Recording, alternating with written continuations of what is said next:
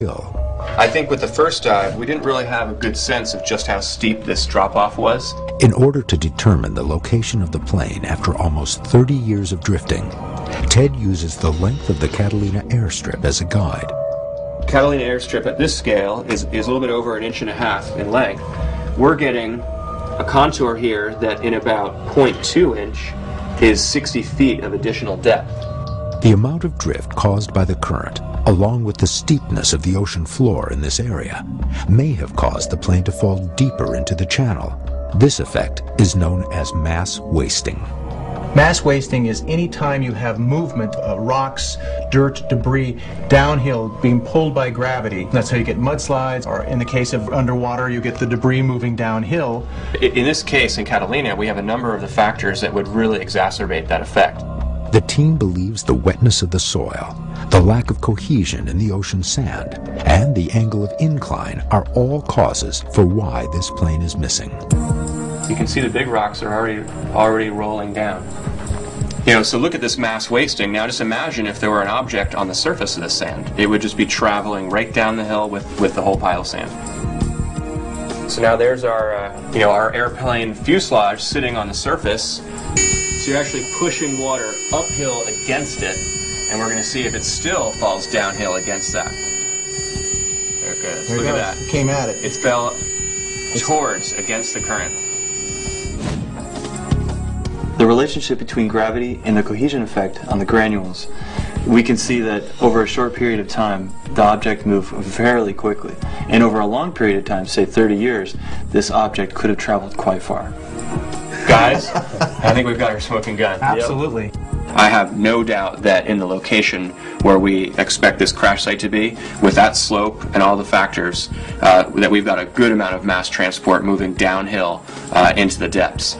Based on this model and these experiments, we know this aircraft is further offshore. Right. And we'll just set up a new search grid just a bit further offshore. The team dives deeper into the mysterious waters off Catalina. What they find only deepens the mystery. How many plane wrecks are around here anyway? Based on the experiments in the lab, the team heads out for a new area where they believe the wreckage has drifted. It's 2 miles east of their original search location.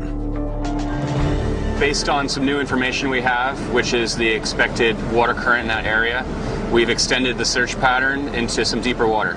The new search area moves the team closer to the San Pedro Basin. At a depth of almost 1 mile, it is one of the deepest sections of the channel.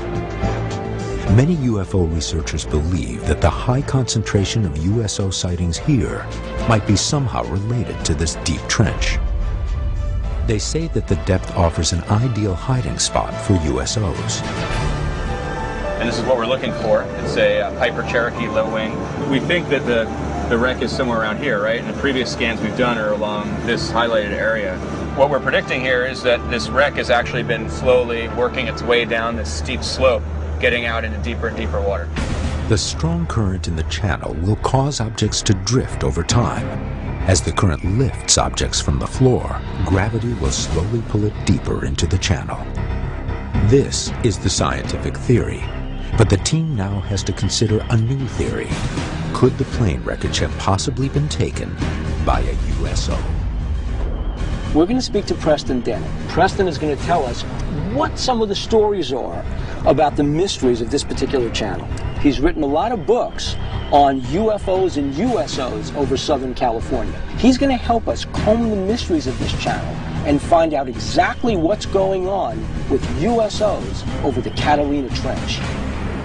I think it's one of the hot spots for USO activity in particular in the world. It's extraordinary. The activity here goes back to at least 1947, the dawn of the modern age of UFOs.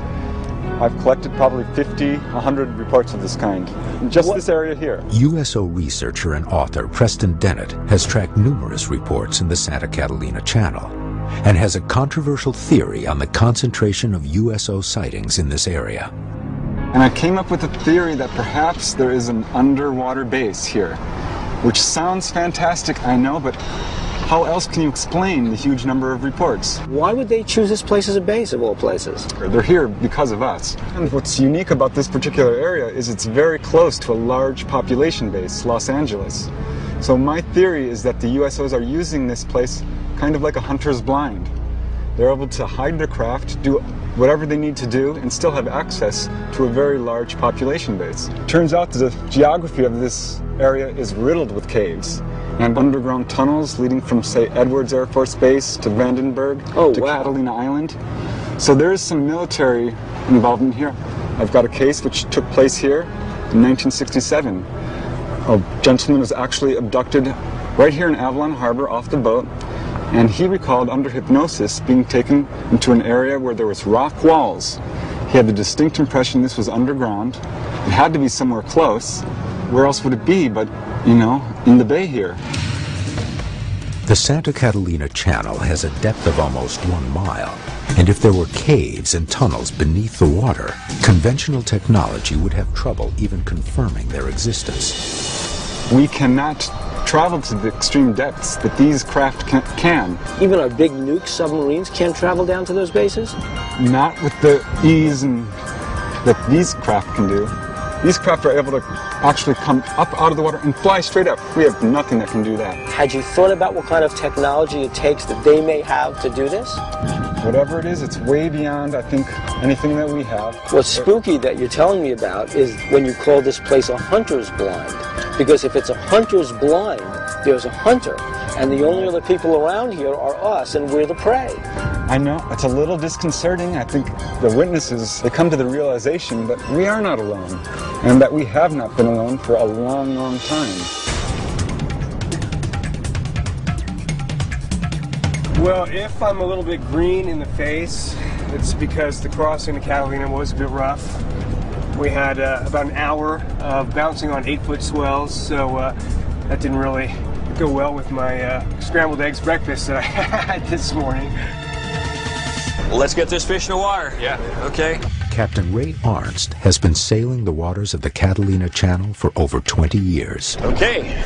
We're set up and rolling. Let's make it record. We've got our side scan sonar in the water, or fish as it's called, and we're going back and forth on our grid searching for our target. Got a little bit of a hit on the side scan.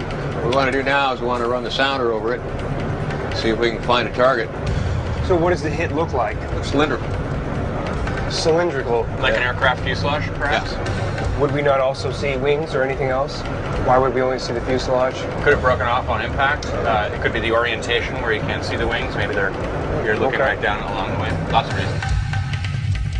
The team continues its search of Ripper's Cove. Hey, Ted, better take a look at this. What do you got? I got one that looks just like an airplane on the side scan. Excellent. Very distinctive. Looks like an engine, wings. That definitely looks like an airplane. Wow, so it's not just a target, it actually looks like a plane. That's an airplane. Actually, I'm going to go in the water with you this time. Let's both go. I'm really excited that we have a target that actually looks like a plane, and there's a high likelihood that this is the plane. If he was taken by extraterrestrials from the craft, the windshield wouldn't be broken and the seatbelt should still be intact. So I'm hoping to find a windshield that is not broken and seatbelts that are intact. And that would lend credibility to his story of extraterrestrial contact.